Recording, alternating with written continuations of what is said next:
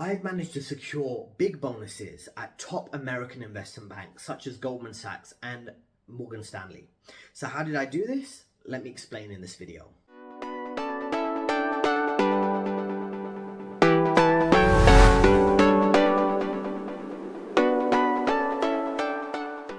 Point number one, you need to set clear goals and exceed those expectations in your performance metrics every year, right?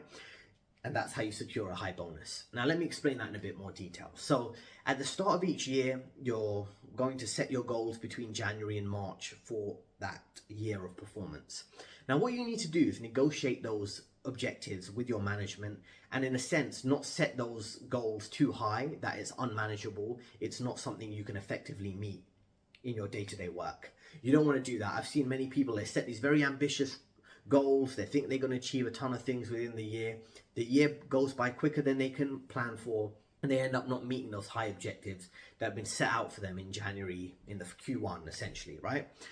So set clear goals, exceed those expectations, and be quite conservative with those goals. Be modest with those goals. Don't set the bar too high to the point where you can't meet those. If you set a low bar or a medium bar in those goals and they're slightly generic, you can easily overshoot them and meet those higher objectives that are required, rather than, like I say, rather than set a bar too high that you just simply can't jump over that bar and meet those expectations. So that's point number one.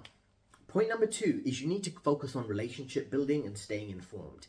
And what I mean by that, essentially there's a lot of office politics, right? There's lots of gossiping on how teams are being structured, what projects are going to go to which team will be able to generate the most revenue versus others.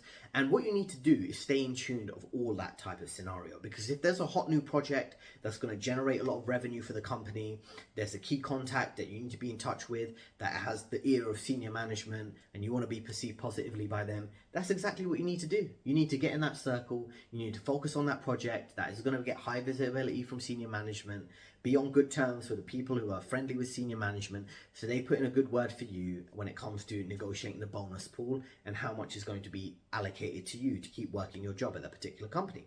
So if you manage to build those relationships, you'll be on those top projects, you'll be positively perceived by the important people, and you'll negotiate a higher bonus effectively from that way. And that's something I managed to do at top banks like Goldman Sachs, Morgan Stanley and HSBC. Now, point number three is skill development. Now, as part of all your objectives throughout the year, as part of the general marketplace for finance roles, you need to focus on developing your skills. No point doing pointless qualifications that aren't going to add much, or just ticking a box that you've done a derivatives exam. That's not good enough. You need to really focus on what are the growing areas of the industry, how can you develop skills relevant to that. So for example, maybe you're focused on risk management, you could consider doing a project management certification, because you'll be managing projects around dealing with the risk of a major investment bank.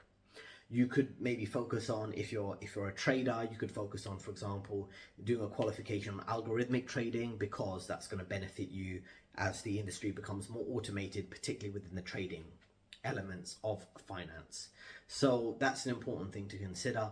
If you are maybe working in investment banking on the buy side, there's an increased demand on environmental, social governance type of things, and focused on sustainable finance or sustainable agriculture and energy output. So if you did a qualification on understanding the intricacies of ESG, which companies are favored under those that particular ideology or not, that's a good thing to do, so you can understand where the establishment's focusing on helping grow versus seeing the demise of.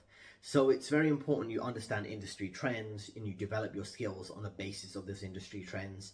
You don't try to just do any qualification that's out there just for the sake of it. So 3 key points for securing high bonuses at major investment banks like Goldman Sachs and Morgan Stanley. You need to set clear goals. You need to exceed those expectations, and that's point number 1. Point number 2, develop those relationships and stay informed of office politics, who the new management is, what the new projects are, how you can be on those good terms with those good people and getting involved in projects that are going to generate significant income, and you can contribute to those and demonstrate your worth and effectively work your way into a higher bonus. Point number 3, focus on skill development. Develop relevant skills that will help you keep up to date with industry trends. Thanks for listening. Check out the 2 recommended videos on your screen right now, the free ebook in the description, and I'll see you next time.